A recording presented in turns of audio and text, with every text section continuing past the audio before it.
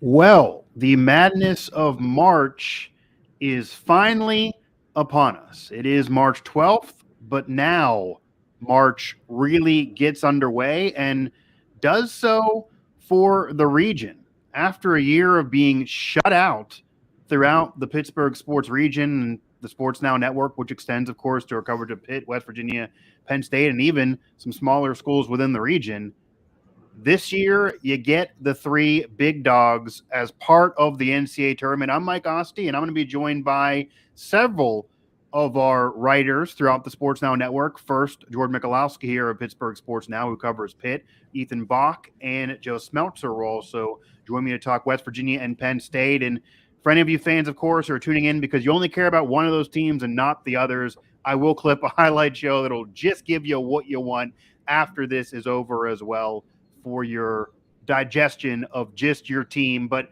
bearing with us regardless, we're going to go through the docket here. Pitt gets in the first four. Mississippi State, that team in Dayton first before getting into the real field. West Virginia has a, depending on whether you call it a rivalry or not, they have a quasi-rivalry game with Maryland. They met them not too long ago, but we'll meet them in that 8-9 matchup in Birmingham. And then in Des Moines, you have Penn State facing Texas A&M in a 10-7. So, George, to get things started, Pitt had a season, and we've talked about this now for years, that entering the season, people thought, okay, NIT, and that's probably smooth sailing. That's probably positive. That means Capel's staying. But then as the season unraveled, and whether you believe the ACC is down or not, Pitt was picking up some victories, certainly once the calendar year switched over. And after Pitt kind of got over their non-conference sluggish start, which included a loss to West Virginia, Pitt then started clipping off some victories. They were contending in conference play, and many thought, forget NIT, it's NCAA tournament or bust right now. They looked locked in, but then they faded out of ACC contention. They obviously lost early on in the tournament, including that real bad one to Duke, who eventually went on to win the tournament. So maybe it doesn't sting as bad. And they kind of slid, forcing themselves to have to be in this first four bracket, but it counts as a tournament bid. They have to win one more game. And you could even argue that it actually puts them in a situation that maybe is more favorable than being an 8-9. But what's the reaction now? Because you were there at the Pete to absorb kind of the reaction of the team and the players, and Capel, who's been there a while, and this is certainly his best accomplishment so far at Pitt. From the Panthers, from Nelly Cummings, from this team, from Capel. It's the first four, but it's the freaking NCAA tournament. The program hadn't been there since 2016. Nelly's done it before, but that's pretty much it for right now who's with the program. So what was their reaction to the news? Yeah, so they were definitely excited. Excited but hungry is how Jamarius Burton put it. They obviously talked a little bit about, and Capel got into a little bit about their resume and how they probably deserved a better seed than they got, the first four treatment.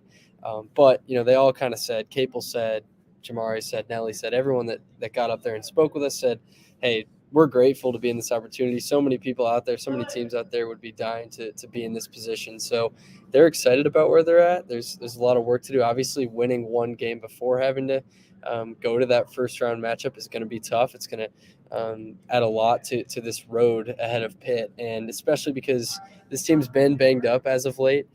They haven't been playing their best basketball as of late. It's going to be a real challenge to try to win 2 games this week as opposed to 1. But I think they're very excited. You can tell Jeff Capel was not only relieved, but just really happy for his group of guys, especially for those transfers that came in. They're closing out their college careers in the tournament. You can't ask for anything more for Greg Elliott, for Jamarius, for Nike, and for Nelly. It's definitely not a storybook ending yet, I'd say, but it's definitely a positive atmosphere here at Pitt right now. Let's be honest. And obviously they want to win, and the path is there, and they could, and it would count as a tournament win if you win the first four, even though you have to get in what many would still call the legit field after that. But this is an accomplishment in and of itself for Pitt. They do have reason to be proud just off of this accomplishment, even if they somehow would get blown out in the first four, which I don't think anyone expects. And this is a bridge. This is something, regardless of what happens from here on out, to talk about the future of the program. This is what Nelly Cummings wanted to do. He wanted to bring that experience, had it at Colgate, and everybody else getting the taste of it for the first time. This is big by itself. But you did mention that there was a sigh of relief. And again, it's because they slid at the end of the year, lost to Notre Dame, the way they lost to Duke, etc., after feeling like they kind of got it once they got ranked in that top 25. Was there a sense of surprise that they were in the first four and not actually in what many would call a legit NCAA tournament? Was there more of a relief that they got in at all and that wasn't the focus? What kind of was the vibe on the surprise that, okay, it's first four, this is the matchup? Lenardi, for example, seemed to kind of project Pitt as a little bit more comfortable than the first four, even though it ends up being the first four and not having to, not in the field without having to mess with Dayton. Yeah, I mean, you obviously don't want to be in the first four. That's not ideal for these guys, but it didn't seem like they were surprised by it. It seemed like everyone kind of knew. I mean, hey, look, you lose 3 of 4 to close out the season. You can't expect much more. Like, yeah, they got ranked. They had a great resume, great body of work, but started the season 1-3. They got over that hump, and then they ended the season 1-3. So everyone, Jamarius Burton, Nelly Cummings, Jeff Capel, all just talked about this. They're like, hey, we knew we didn't close out the way we wanted to. We knew Duke didn't go well at all. It went very poorly. But, they did think like, hey, we're in this position now. It's anyone's game. Yeah. It's March.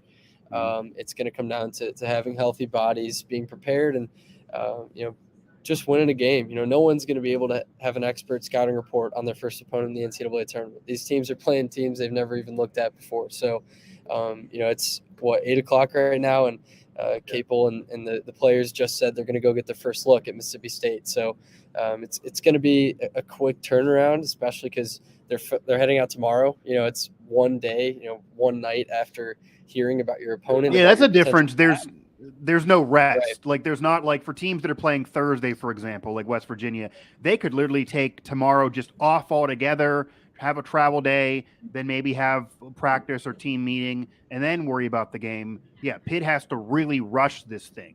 That is a difference as well.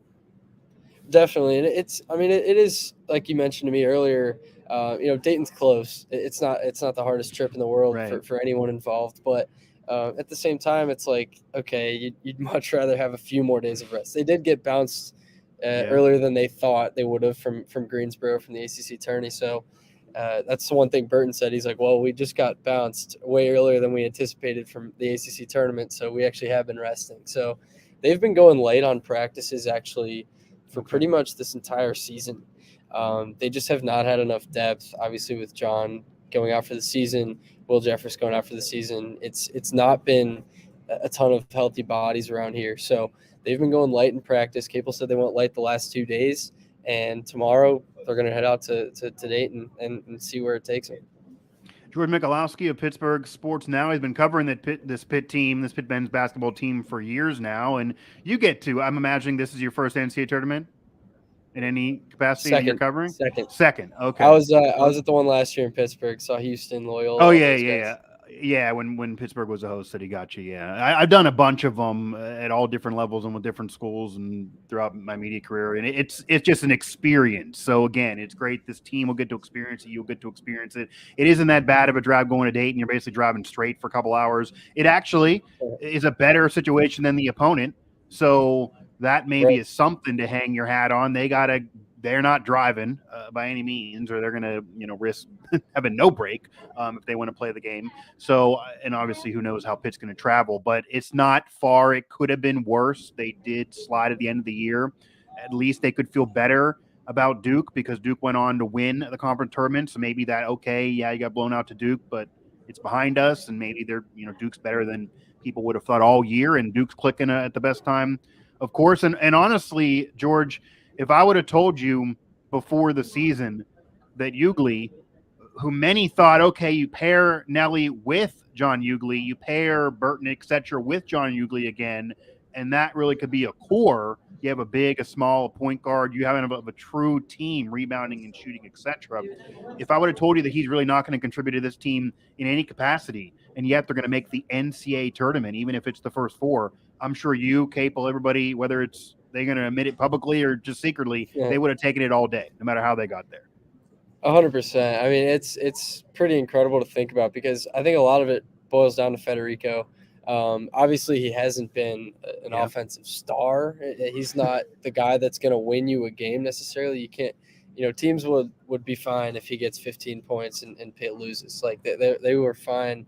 He's not going to throw 30 on you. Let's just say that. So it's really interesting because we knew nothing about him, about Pitt's depth down low or anything aside from Hughley going into the season, because Federico's a JUCO kid. Even the JUCO guys I talked to when he committed to Pitt were like, yeah, he's raw. I mean, it'll take him a few years to really get there and contribute there, but it's gotten to the point where he's filled in that spot really nicely, and he's given Pitt the ability to play fast and play through their guards. He gets out in transition. He runs ahead of everyone else on that court, and the amount of times we've seen Nelly Cummings, throw a pocket pass in there, throw a lob to him, it's been incredible to see the development of him. So, yeah, if you told me before the season that without Hughley they would make it, I would call you crazy. I mean, we just didn't know anything.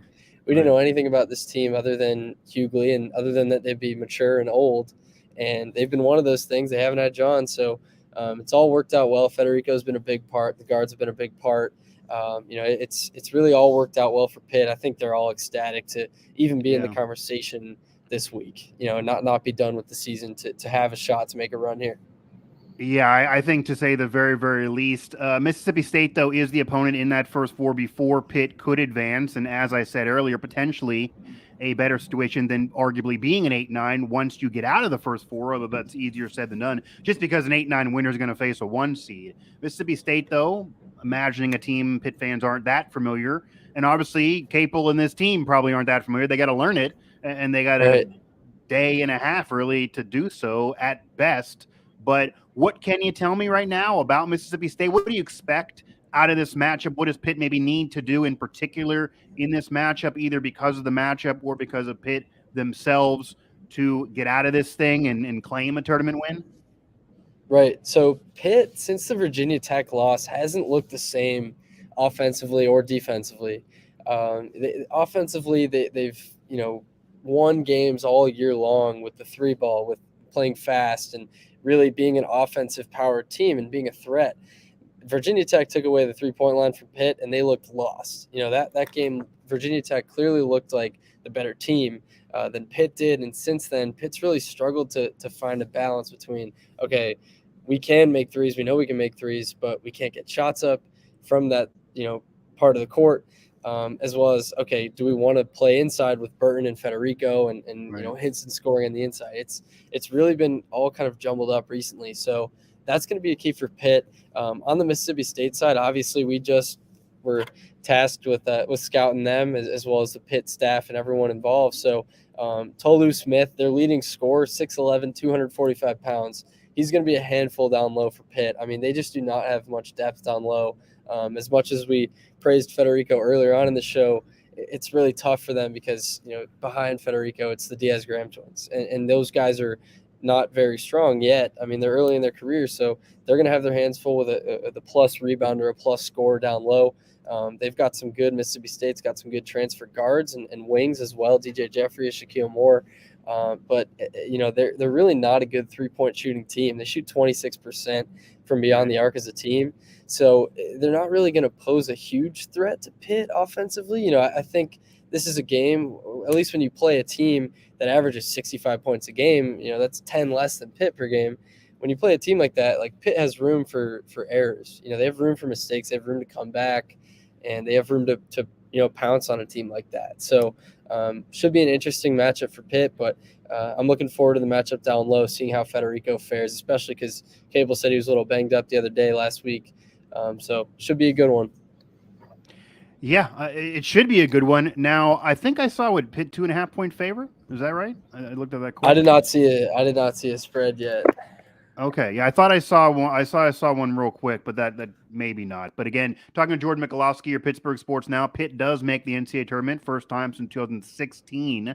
Again, it's been a while, especially with what the Pitt program established prior to that and the run with Ben Howe and Jamie Dixon. It's been a tough road for Pitt fans. So again, first four, but a favorable matchup in the first four, it certainly sounds like.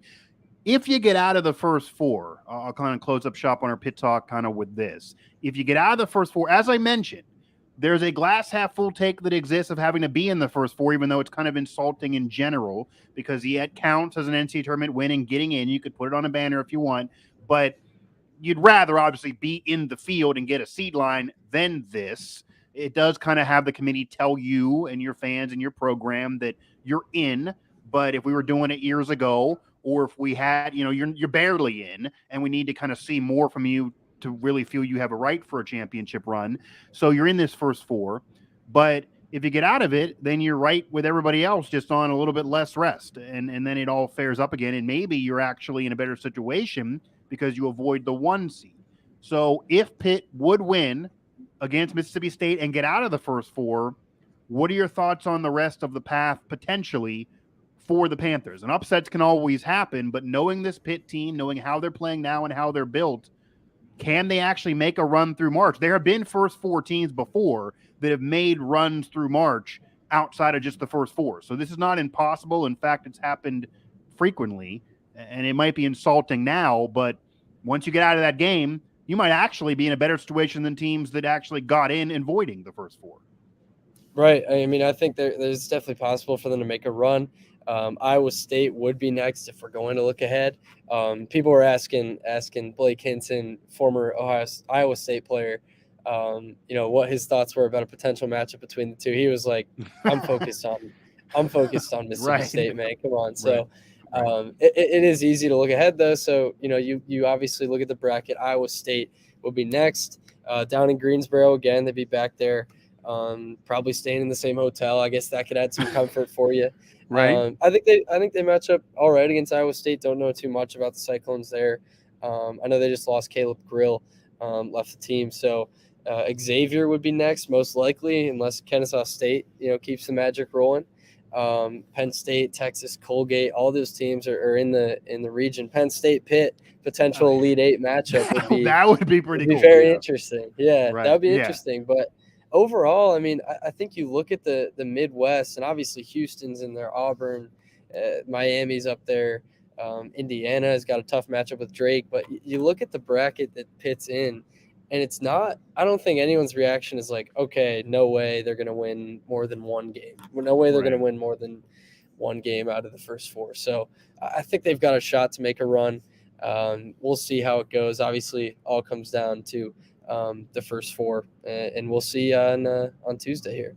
Yeah, and you imagine they're probably not going to be favored in any more games outside of the first four, but Iowa State, I think, potentially could be a favorable matchup for Pitt. I'll just say that's a situation that Pitt can pull from a familiar opponent. It's been a while, but they played West Virginia, who obviously is familiar with Iowa State in the Big 12. And anyone around Pitt, because this has been talked about all year, that felt like maybe they were getting snubbed with NAT rankings and computer rankings because it's not their fault. The ACC doesn't have North Carolina like it normally does, and Duke was sluggish earlier in the season, etc.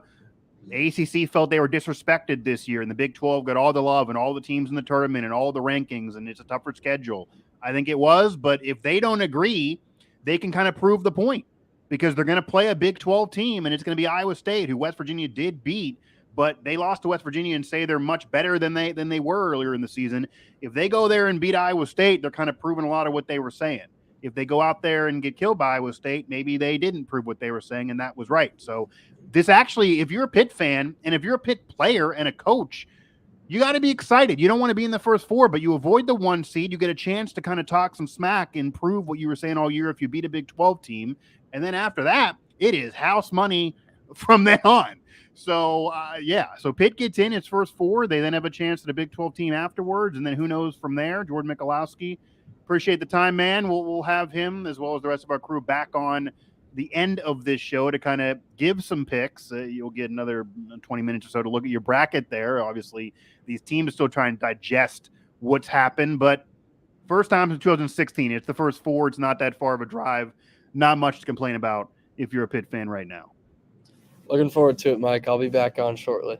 Absolutely. Again, George Michalowski of Pittsburgh Sports Now, and that will allow me to segue again. Pitt able to potentially meet a team out of the Big 12 that this man's team, the team that he covered, Ethan Bock of WV Sports Now. He covered the Mountaineers, of course. Very familiar with Iowa State and the Big 12. And Ethan, West Virginia they missed the tournament last year. We both know, God, that was an awful season. And they turned the roster around. They flipped the roster. They get in the NCAA tournament this year. It was after a real hot start in out-of-conference play. Many thought, okay, they could even be a top 4 seed, either a 1, 2, 3, or even a 4 seed. If you're really getting crazy, the way they played, they start horrendous in conference play, and then people thinking, okay, they're going to miss it all again, and it's just going to be again down the drain. But unlike what happened with Pitt, West Virginia really turned it on at the end of the season. They played their way to really off the bubble because they were on the bubble most of 2023, and to get legitimately in the NCAA tournament. They have that 8-9 matchup with Maryland, who, again, some could argue is a rivalry game, which adds some excitement there. It's in Birmingham. They have the chance at Alabama, who's a 1. It won't be easy, but many think that could be a favorable matchup.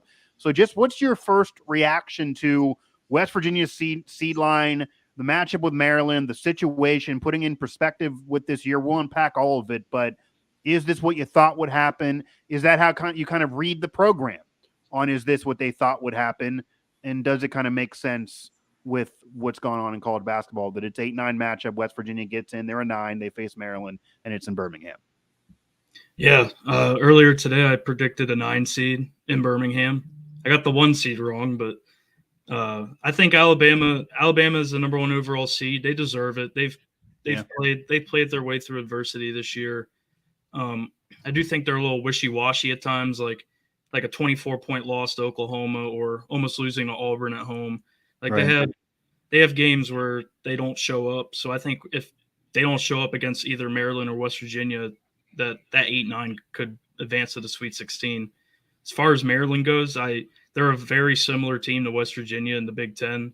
Not good on the road, but they're able to get it done, and they have a good schedule in the Big Ten as well. So as far as the rest of the region goes, I think West Virginia has the hardest region out of the 4. Between like Baylor is a 3 seed, and then you have San Diego State as a 5 seed, Creighton as a 6 seed, who is a preseason top 10 team in the country, Missouri, who has looked like a top 20 team at times, is number 7. Right. Arizona is a 2 seed. Like there's no bad teams. There's a lot of inconsistent teams in the region, but if every single team in that region is playing their best basketball, they're really good. Like, and obviously, like every team in March Madness is good. Right. Like, there's the reason why they make it, but there's a lot of teams in West Virginia's region that they can be a Final Four contender. Yeah, and let's just get this out of the way then too, because let's face it, a lot of the time when West Virginia does make the tournament, a lot of the fans feel like they're getting jobbed out of where they're placed. A lot of times they have to go out west, and they avoid Sacramento, which is nice, I guess, because that was where they were placed a few weeks ago on some projections. You just kind of alluded to, number 1 overall seed is there, despite they are a hot and cold team in a way. They absolutely deserve the seed line for the overall body of work, but we don't even have to go to on or off the court, because they're going to have a lot of drama and media attention and questions about off the court things that maybe they weren't getting from some of those members of media. Now they're going to get national attention in the tournament. So Alabama has a lot to worry about that maybe West Virginia doesn't have, and maybe they're going to have the fans on their side. But just looking at the overall thing there that you alluded to, they get in as a 9. They don't have to worry about the bubble. They don't have to worry about the first 4, which they wanted to avoid. It is a favorable first-round game to lock up a tournament win, which is certainly big for the program, and even getting there is big. They might have a favorable matchup with Bama, but it feels like they got put in the toughest bracket. It feels like that despite being off the bubble, the message was kind of sent that, okay, you're off the bubble, but we're not trying to do you any favors to get you to a Final Four here. You got in, but this is the toughest, so we're kind of saying that maybe you're the worst of the 9 seeds. Any legitimacy that West Virginia, because they were in the toughest conference in the country, they played so well at the end of the year, they do have 4 top 15 victories despite some rough games as well. Did they get jobbed here at all? Like, should they have maybe been in another situation? Is there any gripe that any fans could have with this placement based on their computer rankings, their net rankings? Because all of those are really, really good, but they kind of are slotted in as maybe the lowest of the 9s. No, I don't think West Virginia fans should be mad at all about this line. I would even argue the committee favored them in a way. I mean, okay. They have 14 losses. Like, yeah, fair. Iowa State made the tournament with 7 conference wins last year as an 11 seed. So, I mean, I think it's pretty fair. I think players, coaches, and fans of this program would all agree, though, that they would want that 10 seed. It's just a more favorable seed line. But as far as the 9 goes, I think the committee actually gave them a favor, especially playing in Alabama, not in California. Yeah, location-wise, it's a benefit, even though you have the number 1 overall. Like, regardless of where you're ranked, because if you have the number 1 overall, you feel like you're the lowest of the 9s. But they did them geographically. It's better. It's better than past years when they been put in the tournament. And yeah, you could argue the 10 seed. You could even argue, as I talked with George, that if you get out of the first 4, then maybe that's actually a favorable situation, because then again, you avoid the 1. West Virginia won't avoid the 1, but it's a favorable matchup with a 1 that's going to have a lot of drama to be dealing with off the court as well once they get with that limelight of the NCAA tournament. Ethan Bock of WV Sports. Now the Mountaineers do get in the NCAA tournament this year. They skip a year but get back in, and this is after flipping the roster. And they do it. They'll have a matchup with Maryland ahead. But just overall, putting this season in perspective now, Ethan, what does getting in the NCAA tournament mean for the future of this program? They're going to have to turn over the roster again. Eric Stevenson, in 5th year, he finally gets in a tournament. He missed a chance with Wichita, screwed by COVID, really. So he gets one before his college career is over. He'll be gone, though, regardless of the result. They're going to have to flip the roster again. They were so bad last year. A lot of work to get him here this year. It's one of the better turnarounds in the entire country, even though it's not really talked about or given respect for that. Program-wise history, though, you got Jerry West, you got obviously Huggins, you got a lineage of a couple Final Fours. They're claiming the 1941 national title nowadays, Sweet 16s, Elite Eights, especially in this century, a lot of deep runs and NBA players. The fan base is not going to accept just getting in and then losing big and saying that's it for a good year. But in reality, what does getting in mean for this program? I think for this program, the standards never just get to the tournament. Right. It has the history that the standard could be Sweet 16, Elite 8. But at the same time, like, the fans have to realize, look at what this team had at this point last year. Last year, this team got back from Kansas City. They declined a CBI invite. Yeah. And then everybody left. They had Keedy Johnson and they had 4 undeveloped freshmen. Like, that's it. And this coaching staff was able to pretty much build on that through the transfer portal, got a couple JUCOs, and it just proved that this coaching staff can recruit through the transfer portal. Everybody gave Hugs crap for not being able to recruit in the transfer portal when it first started, and him and his staff last offseason, they went out, got 4 quality transfers, and look at them now. They're in the tournament. So I think it's a success on the year. Like, it's something that they can build on. I think it's tougher in this era of college basketball to where you can build on your current team. Right, yeah. At least they know a formula to return to the tournament. They know how to do it. Yeah. I also think, because a lot was made about Huggins as a Hall of Famer, we all get it, but they had 3 out of 4 Sweet 16 runs that ended in 2018. They had the tournament a couple years ago. Obviously, COVID disrupted the one prior. They did win a tournament game that was Huggins' 900th, and then you lose to Syracuse, an old rival. So that season kind of ended on a whimper, but you get in. Last year was so bad. And some are saying, should Huggins, retire? Those conversations started happening this year, especially once you start 0 for 5 in conference play. And then people, and legitimately, brought up that certainly in the last few years, the road record in the Big 12 was pedestrian at best. They didn't win any last year. You get some this year. So you get some road wins. The road overall records, the conference overall record's not good. The road overall record's not good. And your quad 1 overall record's not good. But as we've been bringing up all year, that's a lot of quad 1 games, a lot of quad 1 wins, even though your overall record's not good. And you're in the toughest conference in the country that's tougher than people maybe even thought. Back-to-back defending national champs come out of the Big 12 the last couple years and could again. So with all of that said, getting in the tournament does seem like a really, really big deal. But yeah, you do look at the history of the program. You even look at Huggins' resume, getting in is not enough and you are turning it over again, but putting it into perspective, this is something, to say the least. Ethan Bock, WV Sports. Now the Mountaineers do get in. They do get in the NCAA tournament, another tournament berth, 33rd, just off the top of my head, I believe, for the program in their history, something like that. But they get in. Another one for Hug. Certainly, they got a coach who's been there and done it before, even though this team is not experienced. You're looking at Maryland, though, and somebody did bring up in the chat as we were talking about, respect of where they got placed or lack of respect of where they got placed, maybe a quote-unquote rivalry game for some, but not for these players. And then an overall one. Okay, I could kind of see that being rough, but not for these players in terms of the Maryland game. So out of what you know about Maryland right now, and as you mentioned, a similar season to West Virginia.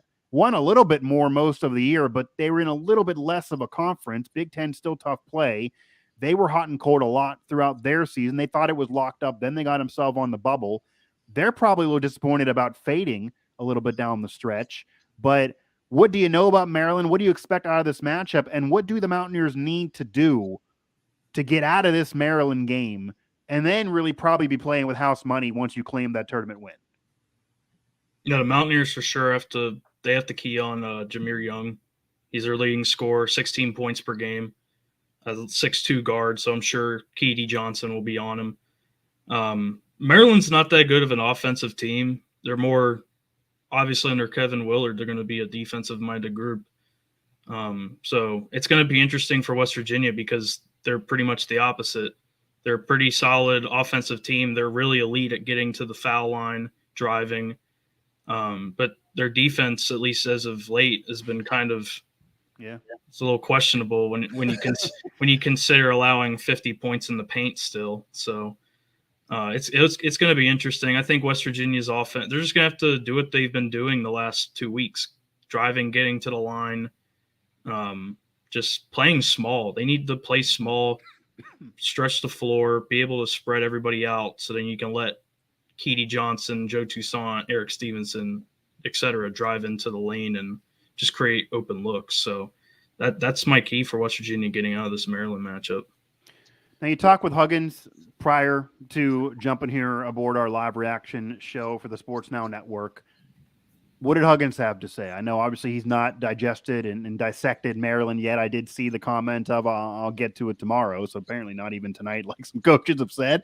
But they deserve a bit of a break here and wiping sweat off their brow. So what did Huggins say about getting in the NCAA tournament? I'd imagine, and I know he's not going to say this yet, a bit of validation for him probably to stick around a little bit longer, and his legacy gets in the Hall of Fame. But it was off a year that just was arguably the worst of his whole career and embarrassing for him, I'm sure. And then to turn it around, go into the transfer portal, which he admitted he was resistant to a couple years ago, and get this team in the tournament off the toughest conference in the country, one of the tougher schedules. Wasn't a perfect year. Unlikely to be hoisting a trophy as a national champion or getting to another Final Four. But where they stand, that's something for Huggins. So what was his mood? What did he say after finally learning the fate? NCAA tournament berth, Maryland matchup, number 1 overall seed in your region. You're a 9. It was usual Hugs, like nonchalantly, excited in a way. I mean, he one thing that stuck out to me was that he talked about how people wrote this team off. Like he pulled out an inner Geno Smith and mentioned that he's not going to write back though. Yeah. So, and that's something I really haven't heard much from Bob this season is just like reflecting on the outside noise on this team and bringing up that people wrote off in this team is true. This group was 0-5 to start Big 12 play, lost many winnable games, and then they end up firing a longtime assistant in Larry Harrison. So a lot of people questioned this program in January, and they were able to get it together and finish strong and make the tournament as a 9 seed, which people would not have thought back in January. I mean, prior to the recent run and winning 3 out of 4, including a Kansas game, which was the only loss at the end of the regular season where they were a dribble away there at the end of the game. And they bungled that possession, but they had a chance to tie Kansas or even beat Kansas on the road, which Kansas might be a team that wins the national title again this year with how good they are and what they're dealing with. Outside of that, They won every other game the final week and a half of the regular season. You go in the conference tournament, they do get one. You lose to Kansas again, which, okay, I think it's clear they're not as good as Kansas, but who is? They're number 3 in the country when they played. So they did what they had to do. But prior to that, people may forget, if you're not a West Virginia fan, they were definitely on the bubble. And I wrote about it and talked about it, that after losing to Texas Tech right before that run, it looked like they might not get in at all or be in the first 4. And that would have been maybe the committee doing them a favor. So to get in, they had to do some work. And again, this is an accomplishment by itself, even though this is an historic program that has tasted a lot more success throughout its history, and this isn't good enough. But after last year, this team hadn't gelled, and what did occur, opening conference play and then messing yourself up with the Texas Tech bad loss that almost put you off the bubble in a negative way, this is something to get there. So it's nice to see Huggins also giving a vibe that this team may play with West Virginia against the world. And when they have that mentality and they have the swag back, and Eric Stevenson is playing and he's talking and he's jawing and he's playing with that swag that he's played more with the last 2 weeks than he even was prior in the season, and more mentally strong too now, that's the recipe for West Virginia to win and to make a run. Now, before I bring on Joe Smeltzer here to talk some Penn State with Nittany Sports Now, and then get the guys back here to wrap up our live reaction show, as we get the region in, we get our Sports Now network in, Pitt in the first 4. It's officially in, even though it's the first 4. West Virginia has a 9 against Maryland in Birmingham, and then Penn State does get in their first tournament berth in a while as well. Like Pitt, West Virginia skips 1 year, though. So last year, nothing. We get them all 3 in this year. Penn State will face Texas A&M in Des Moines, Iowa, and we'll talk to Joe Smeltzer here in a matter of moments as well. But Ethan, outside of this first matchup with Maryland, you alluded to it a little bit earlier. What's the path like for the Mountaineers? What do you see maybe out of that Alabama matchup? And of course, we'll talk about it a lot more if West Virginia does beat Maryland. After that, what could be a possibility for the Mountaineers, and what do they need to do to make a run? Like, what's the ceiling here? What's a realistic look here? Because it is all about matchups in March, regardless of what happened before. How are they built? Even how this team is built. Guard play usually does it. Now they're forced to go smaller. Are they now actually built to go on a run regardless of who they play? I think this team's built to go on a run. If you look at the history of March Madness, it favors teams that have a lot of guards that can score. And this West Virginia team has 3 guards that score over 10 points per game. They also have Trey Mitchell and Emmett Matthews who do the same. So, I mean, like I said, I've alluded to it the last couple of weeks. If this team plays small and they play fast, they can go on a run. I really do like the Maryland matchup. I even like the Alabama matchup. So my ceiling is the Sweet 16. Do I think they'll make the Sweet 16? Probably not. I think they would lose to Alabama in the second round if I had to guess. But I really like that first round against Maryland. It's just based off of how they're playing recently. Their 2 losses in the last 2.5 weeks are to Kansas. They're playing better than Maryland too. I'll say that because I closely kind of follow Maryland just because my best friend covers the team. They are playing better than Maryland right now. 100%. maybe not 2.5, 3 weeks ago, but they're playing better than Maryland right now. So yeah, definitely not 2 or 3 weeks ago, but right now they definitely are. Yeah, so that's fair. But I think West Virginia. I really think West Virginia can build momentum, and honestly, if they win, I said this to you a couple weeks ago. If they can win a game or 2 in the tournament, that Eric Stevenson would be like that national storyline. If he has a famous quote or if he has a 30-point performance, that Eric Stevenson's going to be that. He's going to be the poster child for one of those March Madness runs this year. So. Yeah, it's going to be interesting. Yeah, I wouldn't be shocked if he shows up with like an NWO T-shirt on or a West Virginia Against the World T-shirt on or something wild. I mean, this is his moment. I feel like I'm not going to say he doesn't want to win as a team, but honestly, being around him, I think you would agree. I feel like and it's fine to be selfish in a way.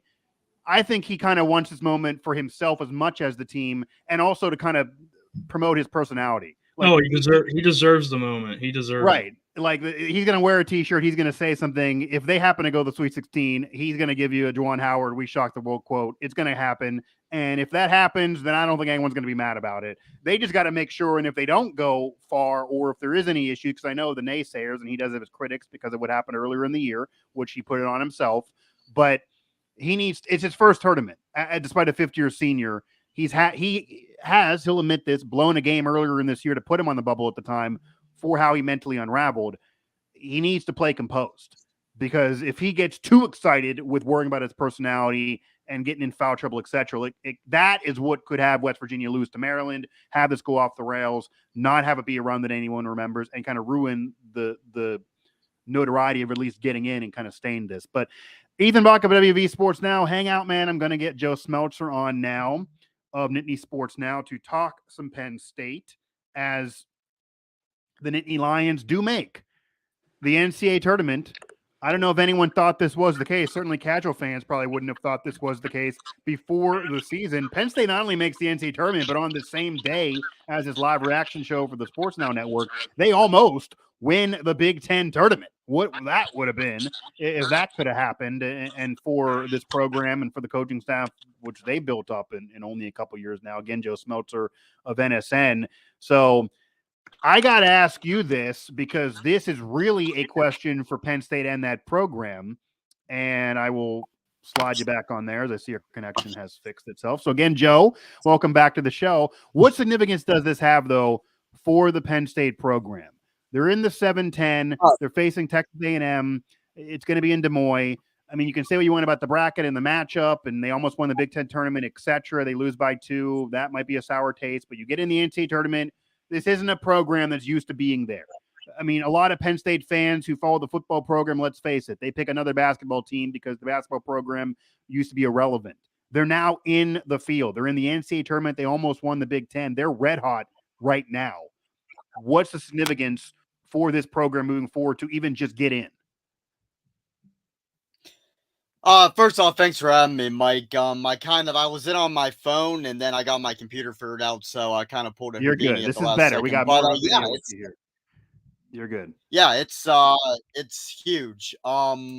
This doesn't happen often at Penn State, right? You look at, since they've been in the Big Ten, they got in 96, got in 2001, got in 2011, and only in one of those years did they win a single tournament game. Their last tournament win was back in 2001, and I don't think that's really talked about enough. You talk about they haven't made the tournament since 2011. They haven't won a tournament game since 2001, so that's even a longer drought. But it's just absolutely huge, and I think the way they did it, going back only 2 weeks ago, blowing that 19-point lead at Rutgers, it looked like the team was dead in the water as far as March Madness went. Going back before that, they lost 3 straight and were 5-9 in the conference. Weren't even on Joe Lunardi's radar at all as far as bracketology, and not just Lunardi, any other bracketologist. But for them to win games in dramatic fashion, you had the 2 regular season wins at Northwestern against Maryland, and then winning the 3 Big Ten tournament games, all of which were very close, coming down to the wire. Just an absolutely fantastic time to be a Penn State basketball fan, but the good times are not really subdued, I would say, but definitely the fact that the rumors circulating of Micah Shrewsbury's departure and if he'll go, if he'll stay, that's really just a trade-off to when a school that doesn't have the basketball prominence that Penn State does gets a good coach and starts to win. So. Yeah, again, if you build up a football program that really hadn't cared about basketball and has almost no basketball history of note into a legitimate tournament team that almost wins the Big Ten tournament, we're not talking a bad conference here either. It's a major conference that has teams this year. It's done well this year. They almost won it. So if that happens, yeah, you're going to be attractive to other programs. I know Georgetown was brought up, other programs that have a lot more history that are looking to rebuild and that are worse off than you. That's just going to be the case. But in the here and now, you're a Penn State fan. You're not going to trade the season and say you'd rather be bad just to keep a coach. Because if you're bad, you're not going to want to keep the coach. You want to have a situation where you're building something up and you're winning and you're in the NCAA tournament. So it might need more money or whatever the case may be to keep him. But nonetheless, they're in it. They're facing Texas A&M. They get that 7-10 matchup, and Penn State does legitimately get in. They didn't have to worry about the bubble. They almost win the tournament again. So I got to ask you this too, Joe. What do you think the Big Ten tournament run did for Penn State in terms of they got the 10? What did that do for them almost winning the Big Ten tournament? Prior to the tournament, most people thought they were still going to get in. it maybe felt to me like a first four situation, but maybe they would get in. Maybe this would be the result anyway. Do you think the Big Ten tournament run did anything to change their fate? That's a good question. As far as seeding goes, I think if they beat Illinois and lost to Northwestern, they probably would have been an 11 seed, not a 10 seed, maybe playing in Dayton. So really, you're talking about a difference of like 1 seed spot. So Yeah. I don't know if it made a huge impact seeding wise, but as far as raising the profile of this program, I mean, they played 2 games on CBS with Jim Nantz and Bill Raftery announcing. That's not something that would have happened if they beat Illinois, got in, and then lost to Northwestern on the Big Ten Network. So, just being able to hear about packed bars in State College, watching the games, having Jim Nantz call a Penn State game, which won't happen again this year unless they make the Final Four. But yeah, I definitely think that Penn State, I think after beating Illinois, was playing with house money as far as the tournament went. But as far as raising exposure, especially winning the games in the manner that they did, beating Indiana with that exciting run at the end, which almost was a pretty embarrassing loss for Penn State, but then almost beating Purdue after being down by 17 at the 6-minute mark on CBS in front of a national audience. That's pretty good. And it got a lot of eyes on Penn State basketball before the tournament. And now maybe more people are going to be thinking about Penn State than they would have been.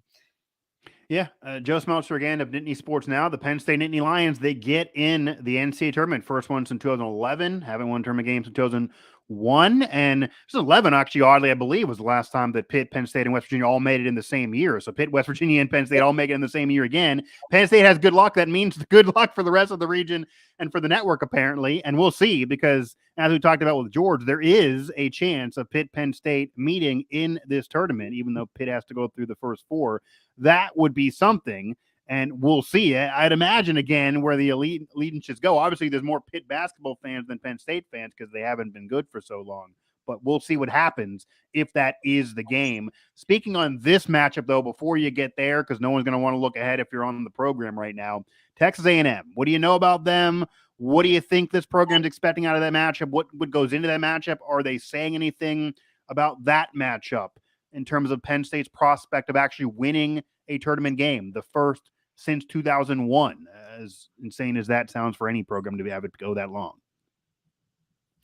Yeah, Mike, admittedly, between just the craziness of the Big Ten championship run and finding out when Penn State was playing, where Penn State was playing, I haven't looked too deep into Texas A&M yet, and I'm going to in the days ahead. But Penn State has the misfortune of running into one of the few teams in the country that's as hot as they are right now. Penn State won 8 of its last 10. A&M won 11 of its last 13. Both teams got to the conference championship games. Obviously, Penn State losing to Purdue, which we talked about. A&M losing to Alabama, pair of 1 seeds there. So no shame in that. But yeah, I think Penn State, I wouldn't say they got a bad draw, but I don't think it was an awful one. I think Penn State would have much rather been a 10 seed than an 8 or a 9, because you get to avoid playing a 1 seed in the second round. So, and I don't know if Texas is the best 2 seed to play against, because obviously Texas just beat the team that I think is going to win the national championship. Kansas just beat them by 20 points. So facing Texas wouldn't be ideal. And I don't think A&M is a good first round matchup. I think that this is arguably the most intriguing matchup of the first round, just because there's a lot there. Both teams are hot. Both teams haven't been in the tournament in a while. Penn State, obviously, in a dozen years. A&M hasn't been since 18. You have 2 charismatic coaches with Shrewsbury and Buzz Williams. Shrewsbury's still building his national profile. Buzz Williams is established and has won at multiple schools. I think this is at least the second team he's gone to the tournament. I don't think he got Virginia Tech there when he was there. But, yeah, there's a lot to like about this matchup. A&M's top 2 scorers are smaller guys, which is in Penn State's favor too. But Penn State, if they can shoot, they can beat just about anybody. So, but if they can't shoot, it could go the other way. So, Yeah, it could, and yeah, they're not doing anyone any favors. Texas would be a rough matchup to say the least. But Penn State, I think, has surprised a lot of people even getting to the Big Ten tournament final, and then even securing themselves and getting in. No one would have thought this prior to the year. And you are playing with house money. Even getting there is a big deal for you as an individual, as a head coach, and what you did with this program that again didn't care much about basketball prior to you getting there, and hadn't had success in a while. And then, of course, getting to this point, and we'll see. I mean, this isn't something that Penn State's used to. I'm going to bring back now our George Michalowski of Pittsburgh Sports Now, who covers Pitt, and our Ethan Bock of WV Sports Now, who covers the Mountaineers. We now give a quad box here to recap this show and kind of put a bow on this show, our Sports Now live reaction show of Selection Sunday. All three teams throughout our major college networks and throughout our region here in the Pittsburgh sports region make the NCAA tournament. Pitt in the first four, Mississippi State, West Virginia getting in against Maryland in 8-9. And as I just talked with Joe Smeltzer, Penn State in that 10-7 against Texas A&M. So, guys, I don't know if you had a chance to look at your brackets yet, obviously. I'm not going to admit to filling anything out right now because obviously the news was announced and then we jumped on this show. So I won't hold anybody to anything. And you kind of talked about, the teams you're covering and their prospects so far. But George, Joe, Ethan, whoever wants to jump in here, what are your thoughts on kind of where you're predicting the team you cover to go in terms of where they would advance, Pitt, West Virginia, and Penn State? And then how do you think the tournament is going to shake down? Do you have a Final Four prediction right now? Do you have a national champion prediction right now that Joe already kind of tipped off for himself? Do you have any hot take of this team is going to get to the Sweet 16 that nobody thinks is going to get there? I guess I'll start it off. Pitt-wise, I think they'll do fine with Mississippi State. I think they'll get done, get that game over with, and move on to the first round. Iowa State, obviously a toss-up. I haven't, gotten too much into them yet, but I think Pitt will make it to that first round. And then looking around the bracket, I really like Marquette down in the East region. Obviously, Purdue all the way at the other side of that region from them, so they've got a while until they face that. But I like Marquette. Vermont's not going to be easy, but 2 against a 15. I like Marquette. Michigan State, USC. I think they can do it down there. I also don't think people, probably for the first time in a while, are talking enough about Gonzaga. They've got UCLA obviously down there in the West region, but UCLA a bit banged up, obviously. And then, they've got Kansas up in that region as well, Illinois, Arkansas, UConn, some good teams. So I don't know if they'll get to the Final Four. I don't know if I'd lock that in, but I think Gonzaga to the lead 8 sleeper pick a little bit there. Yeah. I like Marquette. But I think Houston comes out of the Midwest region. I think maybe Miami makes a run, maybe Indiana makes a run, but I think Houston's just a really good team. Texas is going to do well. I think Texas will end up knocking off Texas A&M after I think Texas A&M takes down Penn State. So that's just a first look at the bracket from my point of view. Yeah, and I do think that if Gonzaga gets to an Elite Eight, that it's hard to say this when you're basically a borderline mid-major blue blood now, but that would be an upset Cinderella story kind of thing like they did 20 years ago because no one's thinking they're going to do that this year. It's been a down year for Gonzaga. So that would make sense as a dark horse run, I think, even though it is Gonzaga. Ethan, you mentioned earlier in this season, I don't know if we got it on a show, but you definitely told me personally that you, at the time, were very high on Purdue.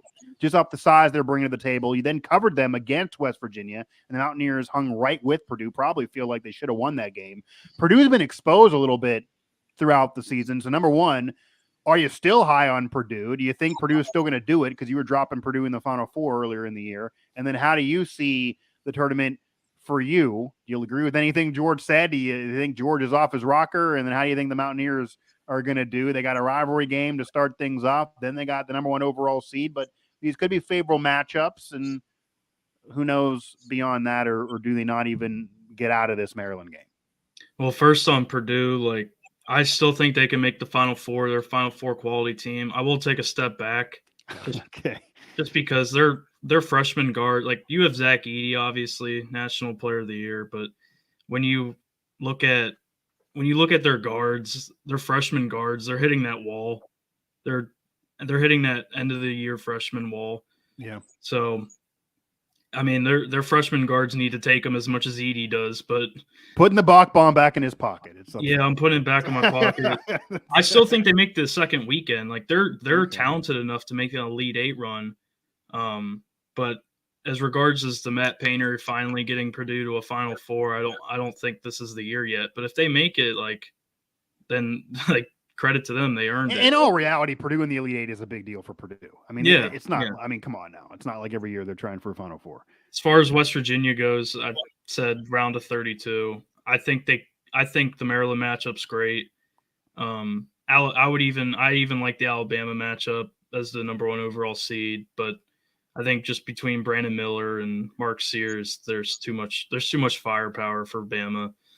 And then as my dark horse, I've got everybody's going to pick Charleston or Kent State, but I'm actually going to pick Iona as a 13 seed with Rick Pitino. They're a really good low major team out of the MAAC, but and then my national champion, I'm going Kansas. I'm going back-to-back Kansas champions.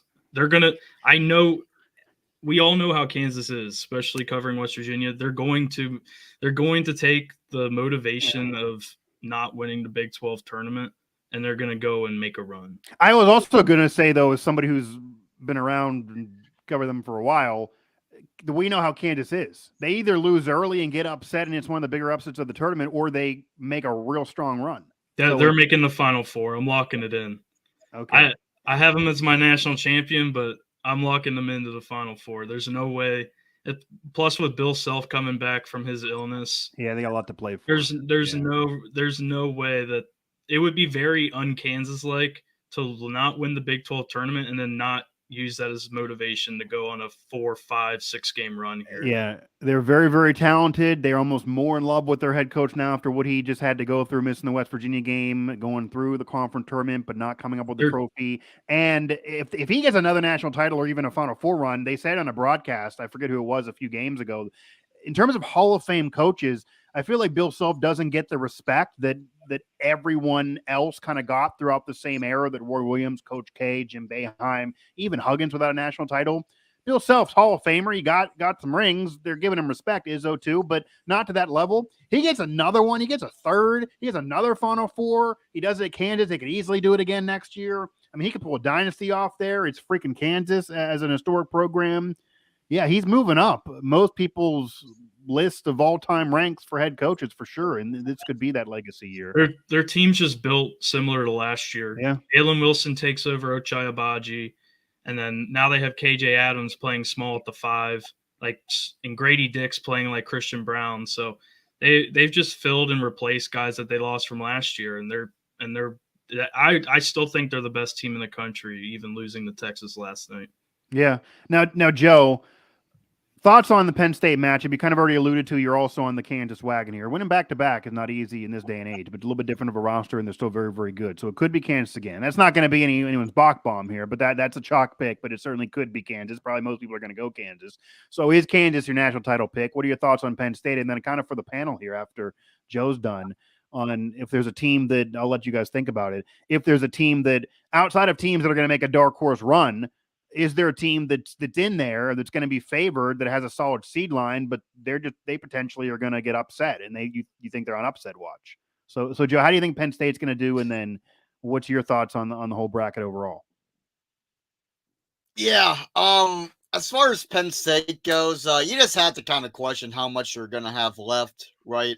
It's an experienced team that helps a lot, but playing, it's not just that they won 3 straight games in 3 consecutive days, it's how they won them. They weren't able to rest Jalen Pickett the last 5 minutes of the game, or players like that. It just, those games were just all very intense, and then even the one they lost today at Purdue was draining with that near comeback attempt. The way A&M's playing right now, I think they're about as hot as anybody that isn't in one of those top seed lines. So if I had to pick, I'd say A&M, but this is the type of matchup that could swing either way. And then when you're a team like Penn State, a 10 seed, the Sweet 16 is kind of the ceiling you're thinking.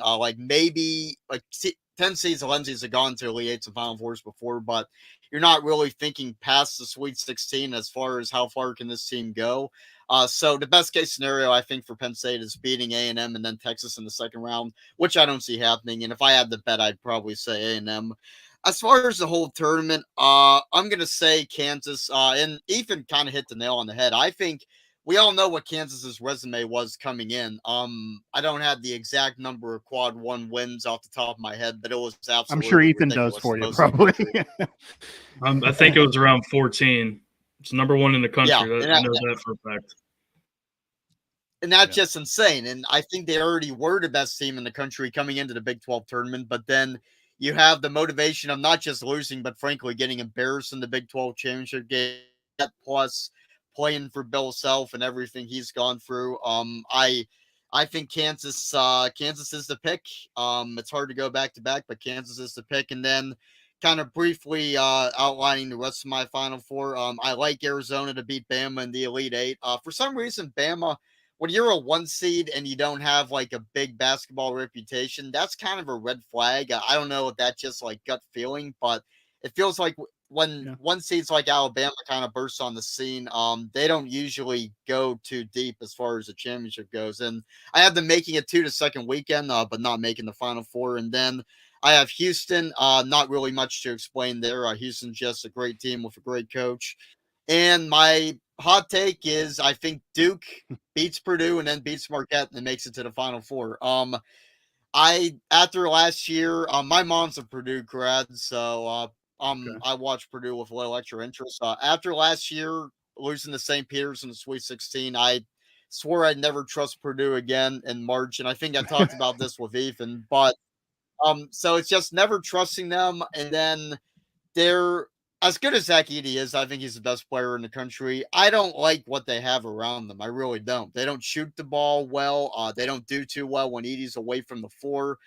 They have trouble kind of closing out games in the regular season finale against Illinois. They led by 25 at the half and ended up almost losing that one. Game against Penn State up 17 with 6 to go, end up winning by 2.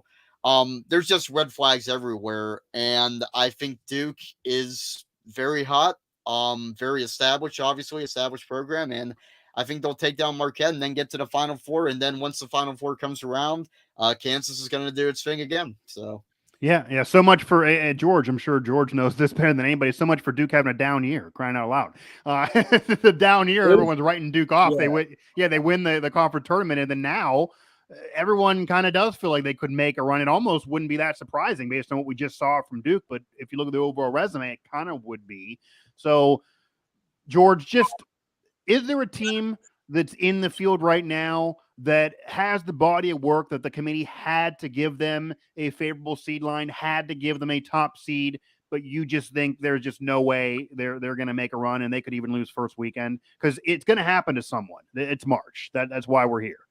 Right. It's going to happen to someone. I mean, I hate to say it, but I watched Virginia lately. I don't know who's going to knock them off. I don't know if College of Charleston knocks off San Diego State, maybe pulls some magic over Tony Bennett, but I just don't see it with this year's Virginia squad. I mean, they're suffocating on defense. They play slow like always, but it just feels like those sort of teams are always kind of beatable. Like we kind of talked about earlier with Mississippi State. Mississippi State only averages 65 points a game. Like anyone can really get hot against a team like that. If you find holes in your defense, or if you're Blake Hinson, you shoot from 35 feet beyond the arc, there's chances for you to take down teams like that. Virginia's always solid. I mean, I also wouldn't be surprised if they made a run. But that's the first team that I saw in my bracket. And then, I mean, Creighton, my sister goes to Creighton, but I think NC State could take them down in the first round, 11 over the 6. So we'll see. Those two definitely stood out to me over on that side of the bracket, though. Ethan, do you have a team like is it Virginia too, or do you have a team like Virginia that you think is dangling out there that they're just not going to do it? I'm staying on the Big 12 just off of first glance off the bracket. It's just a team that popped out to me, and they deserve the seed. They're second. They're easily a second, if best team in the Big 12, but Texas. I don't like their what they have around them. Okay. I'll start off with Colgate winning 26 games as a 15 seed. I don't care how low they are as a seed. 26 games, you're a good team. I don't think they'll lose to Colgate though, but I don't like Texas A&M got underseeded. They're more of a 6 or a 5 seed. And they were rolling at the end of the year. So, I even like the Penn State at 10. Like, those are two teams that come in March with momentum. And I could definitely see Texas having a Big 12 championship hangover and just kind of laying an egg like they did 2 years ago to Abilene Christian. And even if they got past the first weekend, you have Xavier as a 3 seed. Like, and they're one of the best offenses in the country with Solly Boom leading the way. But I think Texas is a great team. I'm not saying they're not Final Four worthy, but they're a team that just strikes out to me as a team that could be upsetted first weekend. Yeah, we got a lot of love in the chat here for Colgate. A lot of people jumping on the Colgate bandwagon. And you saw Xavier, Ethan. You covered West Virginia against Xavier on the road earlier this year. That was a game West Virginia felt like they should have maybe won. But at that time, Xavier was struggling. They turned it around and got a 3 seed. And yeah, just quickly looking at things, everyone wants to go to Kent State. It's hard for my eyes not to go there just because Indiana is that team that is doing the opposite of rolling, and it feels like they're very vulnerable if there's usually a 13-4, 12-5, one of those upsets that looks to be jumping out at me. And it does look like despite Penn State rolling, it's rough to get Texas A&M in terms of matchups. That's a real tough one. Joe, do you have a team like that they mentioned that hasn't been mentioned here as we kind of close up the show? And then I'll let anyone say anything else they want to say here. But is there a team that you want to throw out there that they got a favorable seed because they deserve it? Because a lot of this is body of work, and you just have to get it if you put the body of work together. But that's why, like a team like Duke, their body of work wasn't that great earlier in the year, but they ended up winning the conference tournament. They're making a run now, and who knows where they could go. They can make a Final Four despite Coach K retiring. But is there a team that you think is going to be vulnerable? Are they on upset alert for you? Indiana, I think, is on high upset alert against Kent State. Yeah, I mentioned them. Yeah. I think if you're a 4 seed that has 11 losses, that's a bit of a red flag. I think I'm not in the Big Ten is overrated crowd, but I think if there's anything that kind of points to the Big Ten maybe getting more love from the committee than it deserves because it's the Big Ten, I think Indiana is that team. There's definitely been great flashes of IU basketball this year.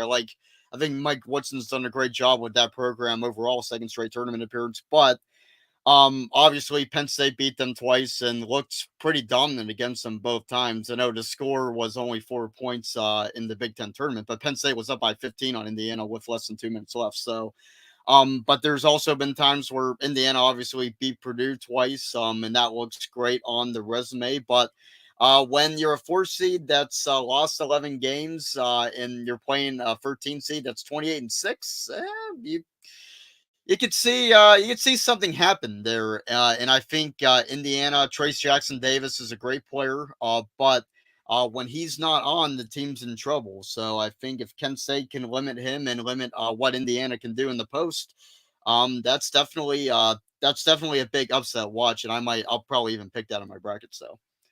Yeah, and I'll just throw out this. I know Ethan mentioned Iona earlier. I mean, Connecticut is kind of like a Michigan State that when they get in, and no one talked about them all year, maybe they could make some noise than they usually do, but that's probably a bad matchup. And Patino obviously knows how to win in advance. And Purdue's kind of a team to me that they could either go to a Final Four or they could even lose in the second game after getting through round 1 to Memphis. Probably not Florida Atlantic, but who even freaking knows? So they do seem very vulnerable to potentially lose early if they don't go through it. And then, as Ethan knows, Kentucky, they've done it before. They got to the final game when they had a really bad year a few years ago as a 6 seed with one of the better individual players in the country in terms of talent the last couple years, and being hungry off of what happened last year, and a coach that's been there and done it before. Would not be shocked if they made a run as well. And it's relatively open of a road for them if they would win and advance. Anything else from the panel here? Joe, George, Ethan, the region gets all 3 of the major programs in the tournament first time since 2011. We'll see if any of them get victories or how many they get, but it's big for us as well as the region to even have this happen. You're all 3 going to be in attendance for these games. So I've covered a bunch of NCAA tournaments. Congrats. You're all going to be there. So that's awesome for you. But You want to drop a Bock bomb, or if Joe or Ethan or if Joe or George can think of a name for whatever their hot takes could be, that as well, or any other final comments? I don't know if it's a hot take. I'm not too thrilled about Penn State playing at 9:55 and probably about a half hour later than 9:55. Really. All right. Yeah, Pitt playing one day after Selection Sunday is a quick turnaround as well. I don't have any hot takes, but transfer portal opens up in less than 3 hours, so completely other side of college basketball, but we're going to have a ton of recruiting news coming up. Michalowski missile right there. Yeah, there you go. That's what it should be. There you go. It's going to get crazy in March Madness and the portal, so be ready. Ethan, have you been holding that in the holster there? I don't know if I've heard you. Alan actually created that. I'll give Alan credit to that. Okay. Was that? I don't know if I caught wind of that. Was that a while ago? But George, I guess you're not a fan of it because I haven't heard you're not promoting. No, I like it. I've never heard that before. I think I saw it on a tweet once, but I don't know. All right. Anything else from anyone, or I'm going to close this I'll just throw in my 2 cents. I'm glad West Virginia gets the kickoff against Maryland at noon. Good way to start the tournament. I've said my hot take. I think Eric Stevenson becomes like the Doug Edert, or he becomes that storyline. If he says anything crazy, he will be that national storyline. Yeah, good or bad. I mean, he's either going to have a real hot game and make a comment, or he's going to get teed up and fight a ref. I mean, if he scores 30 points, or if he scores on a 30-point performance, he'll be that guy everybody latches on to. Right. And no matter what happens, Ethan and I know that we're going to receive an image that's going to be sent to us throughout every site that covers West Virginia. Joe, anything? Since George and Ethan. That's about all for me. Okay. All right. Well, I'll wrap things up again. First time in over a decade getting these 3 major programs in. It is the NCAA tournament. It is March. And if you didn't know, this is March. So the Sports Now Network will have coverage of Pitt, of course, going through the first 4, but maybe a Faber Road in that game, and then beyond that game, Joe covering Penn State against Texas A&M. If any of you on the East Coast want to stay up for that game, obviously Penn State's red hot, Texas A&M is red hot, and who knows when Penn State will be back there again, or maybe winning will help impress the coach to stick around, if you believe any of those rumors. And then Ethan will have the Mountaineers back in the NCAA tournament. So last year goes as an aberration, and Bob Huggins is back in the NCAA tournament after a year that it feels like it's been 7 years. And they've been on, off the bubble, on, off the bubble, on, off the bubble. Regardless, they're in. And then they got a kind of a rival, and then probably a lot of media attention on the opponent if they would get out of it. So it'll be an interesting run through March for Ethan, to say the least, if West Virginia can secure a win. Nonetheless, though, that'll do it for our Sports Now live reaction show, as our 3 programs at Pittsburgh Sports Now, Nittany Sports Now, and WV Sports Now do make the NCAA tournament one way or another. And again, this is March, so now enjoy the madness.